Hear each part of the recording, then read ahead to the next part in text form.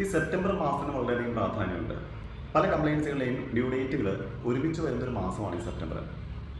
Normal ഡേറ്റ്സുകൾ നമുക്കറിയാം. ഇപ്പോൾ GST return filing ആണെങ്കിലും TDS, PF, ESIയുടെ കംപ്ലയിൻസുകളൊക്കെ നോർമലി ഫയൽ ചെയ്യുന്നതാണ്. എന്നാൽ അതിനോടൊപ്പം ആഡ് ഓൺ ആയിട്ട് ഇൻകം ടാക്സ് റിട്ടേൺ ഫയലിങ്ങിൻ്റെ ഡ്യൂ ഡേറ്റും തന്നെയാണ് സെപ്റ്റംബർ 15.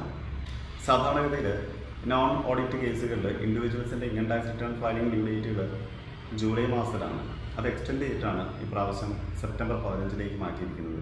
അതുപോലെ ടാക്സ് ഓഡിറ്റിന് വിധേയരായിട്ടുള്ള ആളുകൾ അവരുടെ ടാക്സ് ഓഡിറ്റ് റിപ്പോർട്ട് ഫയൽ ചെയ്യേണ്ട ഡേറ്റും സെപ്റ്റംബർ 30 ആണ്.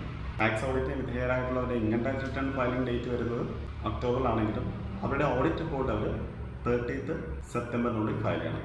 മറ്റൊരു പ്രത്യേകത, GST കൗൺസിൽ യോഗം ചെയ്യുന്നുണ്ട് സെപ്റ്റംബർ 3, 4 തീയതികളിൽ.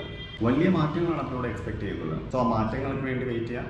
അതോടൊപ്പം തന്നെ ഈ ഡ്യൂ ഡേറ്റുകൾ മിസ്സാവാതെ പ്രത്യേകം ശ്രദ്ധിക്കുക. Thank you.